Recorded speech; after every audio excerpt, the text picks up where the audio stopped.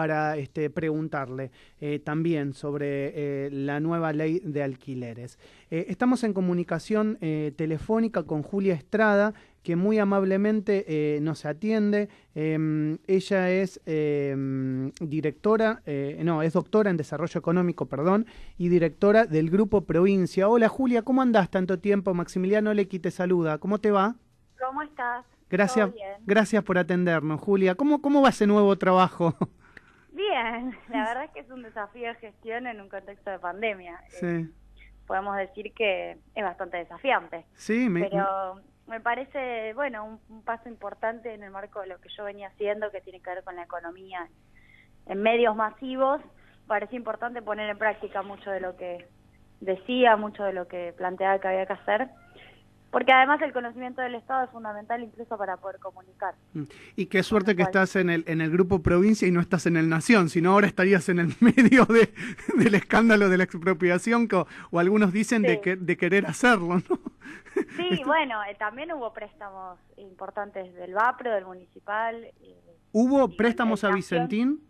claro, el Nación es el más grande, pero también hubo un préstamo. En total los bancos suman unos 23.000 millones, la deuda de Vicentín con los bancos, y ahí Vapro es el segundo deudor, pero muy lejos del Nación. Fundamentalmente la deuda fue con el Nación. Pero sí, en algún punto está involucrado también el Vapro, aunque es con el Nación que se plantea la intervención. Bien, Julia, déjame preguntarte por el tema económico que está preocupando muchísimo a los sectores de la provincia de Buenos Aires, también de la ciudad y de toda la Argentina, porque obviamente, claramente en este contexto de pandemia hay menor actividad económica, hay una recesión profunda, hay una caída de la actividad.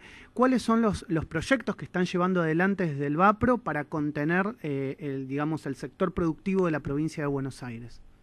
Bueno, desde el Grupo Provincia, fundamentalmente una de las cosas en las que yo estoy participando ahora son los consejos consultivos regionales, porque las grandes políticas, si se quiere, nacionales, las está llevando vía ATP, Nación, Uh-huh. y vía IFE, si se quiere, ANSES.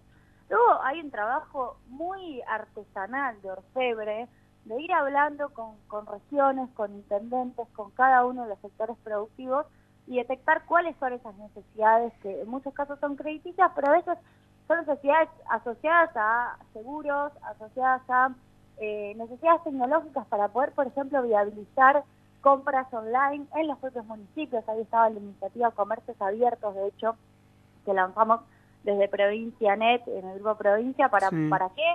Para que en los propios municipios puedan existir una pantalla, es decir, un software con todas los listados de los comercios del municipio, para que la gente compre desde ahí hacia los comercios del municipio y no vaya a, bueno, la gran conocida, si se quiere, Mercado Libre, y compre afuera o en otro lugar. Entonces hay todo un desafío en pandemia de poner en práctica eso. Luego salió cuenta DNI, que me parece que ha Eso sido... es re interesante, ¿no? O sea, ¿se anotó mucha gente en la cuenta de DNI?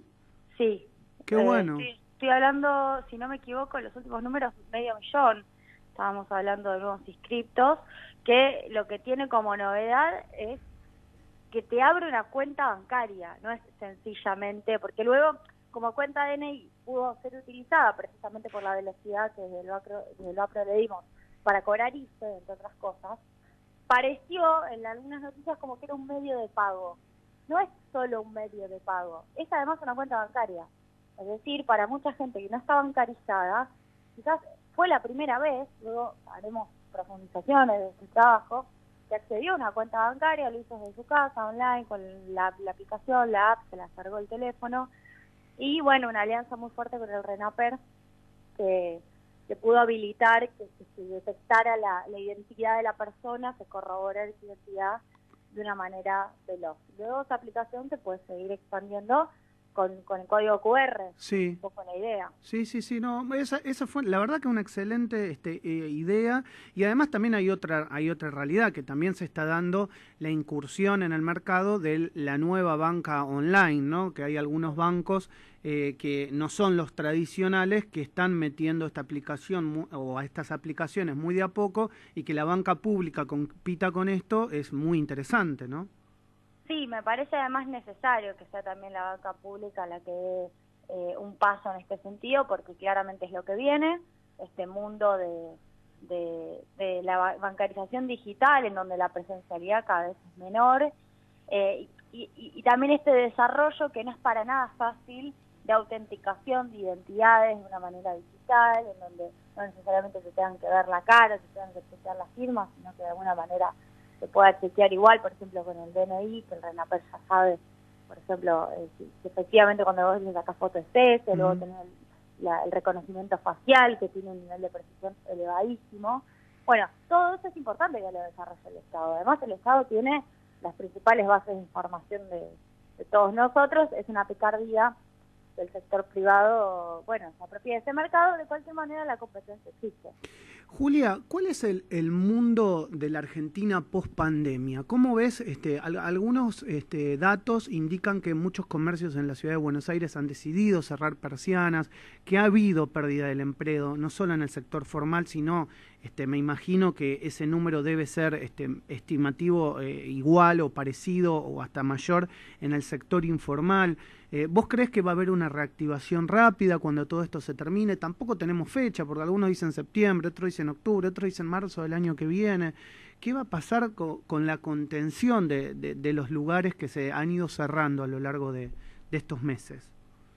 Bueno, a mí me preocupa muchísimo, es una situación que nos preocupa a todos. De hecho, desde CEPA estamos haciendo en este contexto un informe para poder medir el desastre laboral y el desastre salarial que se está provocando con esta pandemia, no con las medidas, con la pandemia, claro, como bien dijo el presidente, y lo que encontramos ya son 2 dígitos de desocupación en gran parte del globo, digo, en países muy importantes, países de Europa, el mismo Estados Unidos, 15% de desocupación, ahora bajó un poco 2 puntos.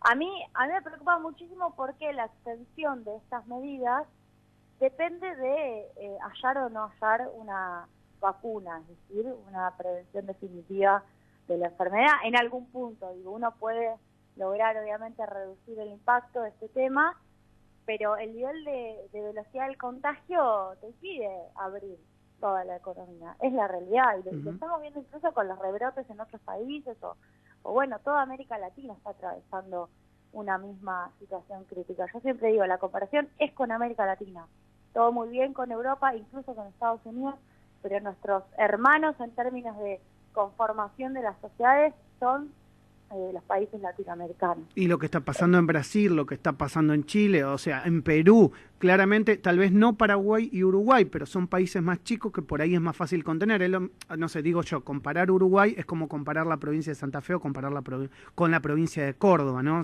Es más fácil la contención en general. Sí, eso es cierto también, hay territorios más chicos y con menos complejidades y menos heterogéneos. Yo creo que va a ser un año malo, digo, de los peores de los últimos 20 años, comparable posiblemente con la crisis del 2002, más que con la crisis del 2009 para Argentina. Y eso significa, bueno, que va a tener que haber un Estado cada vez más fuerte, no solo para este 2020, sino para el 2021, para cuando, si eventualmente logramos salir de esto, y 2021 es un año despejado del virus, poder tener políticas de chasis de recuperación, porque las políticas actuales son de compensación. Lo que necesitamos después es recuperar esta pérdida y discutir, bueno, que las herramientas del Estado, discutir Vicentín, que es sencillamente es discutir herramienta estatal más que expropiación. Hoy lo escuchaba a Luis Basterra más temprano que decía algo muy interesante. Una cosa es la política y otra cosa es el instrumento. Y acá estamos discutiendo si el instrumento está bien o está mal, el instrumento de expropiación. Ahora, lo que no se puede discutir y se puede negociar el instrumento, veamos cuál es, aunque queda claro que finalmente la expropiación es la única vía que existe en la legislación actual. Ahora, la política, que es una política de un Estado que pueda regular e intervenir en gran parte de la fijación de los precios de la economía, precios al productor, precios finales a los alimentos, intervención, regulación en la liquidación de divisas, que es el tema, nos cansamos de hablar de restricción externa. Bueno, Vicentín va hacia eso, a mí me generaría mucha frustración que no se pueda avanzar, porque después de eso yo pensaba hace unos días, y la verdad que cuando me vengan a hablar de restricción externa, voy a salir con el tema, y bueno, pero debimos haber hecho algo con Vicentín, entonces finalmente nos debieron haber dejado haber hecho algo con Vicentín, si finalmente la falta de dólares es un problema en la economía argentina. Entonces, esa es la política. Después uno tiene distintas iniciativas. Otra iniciativa, impuesto a las grandes fortunas, que también todavía no se sabe su fecha de presentación, entiendo que el proyecto está encaminado, es una forma de seguir dotando poder al Estado para poder financiarse e intervenir, por ejemplo, financiando salarios del sector privado, que para nada es poco. Julia, ¿qué le decimos, por ejemplo, a aquellos economistas liberales o ortodoxos que están hablando de que el gobierno emite, que no tiene otra opción, pero que está emitiendo y que de alguna manera hay una olla a presión que en algún momento puede generar un espiral inflacionario? Los números que veíamos, y corregime que vos sabés más que yo en este punto, la inflación interanual está 5 puntos o 5% menos, cerca de 45, a los 50 que habían quedado con el gobierno completo en el último periodo anual de Mauricio Macri. Hay 5% menos, inclusive con este nivel de emisión. ¿Eso es correcto? ¿Está bien? ¿Se puede controlar? La inflación viene en un descenso porque cae la actividad económica. Esto también es importante. Y por otro lado, porque también hay un rol del Estado un poco más fuerte. De cualquier manera, la inflación que pueda llegar a haber, incluso aumentar, va a estar asociada al movimiento del dólar más que a la emisión. Bien. Parece que a esta altura hay que terminar de discutir algunas cosas que han sido comprobadas empíricamente. La inflación en el macrismo se generó fundamentalmente por el movimiento del dólar y además por la eliminación de una serie de variables como por ejemplo las retenciones y obviamente la desaparición del rol del Estado en materia de precios, también la política tarifaria. Todo eso fue un combo en donde la emisión pudo haber coadyuvado más o menos a alimentar ese escenario. Digo, la emisión en todo caso te puede recalentar un poco más, un poco menos, pero el escenario está dado previamente. Acá lo que tiene que controlar el Banco Central es el tipo de cambio oficial, también la brecha con el paralelo, que es la que te genera expectativa evaluatoria, y eso es lo que fundamentalmente en Argentina genera inflación.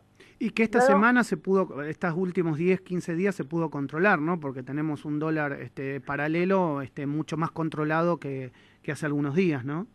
Sí, finalmente todo esto depende de la reestructuración de deuda, hay presiones cambiarias que tienen que ver con eso. Y por otro lado, la emisión en este tiempo, que es grande, digo, es 1 billón como efectivamente se está publicando, bueno, tiene que ver con una tarea compensatoria de la falta de circulación de dinero por la caída de la actividad. Digo, vos estás compensando las medidas de cuarentena con esa emisión, no estás creando más dinero del existente. Entonces me parece importante poder dejar en claro esto, que en realidad la emisión viene a compensar la caída de actividad, no viene a estar por encima de una actividad ya existente o ya funcionando. Julia, gracias por atenderme en la mañana de hoy. Yo te quiero desear mucho éxito en tu nuevo trabajo, ¿no? En tu nueva labor, porque la verdad que el que te conoce hace mucho tiempo sabe los números, los datos objetivos que vos venís dando y que todo el tiempo asentás tus posiciones con números y llevarlo eso a la banca pública y poder desarrollar actividades en relación a todos los que venís haciendo me parece un hallazgo importantísimo por parte de las designaciones o de los responsables que te han designado en este lugar. Así que te felicito y te deseo... Es el gobernador Axel Kicillof. Exactamente, el gobernador. La verdad que te deseo lo mejor, lo mejor. Muchas gracias, un abrazo. Un abrazo muy grande. Julia Estrada, charlando en la mañana de Radio Sónica.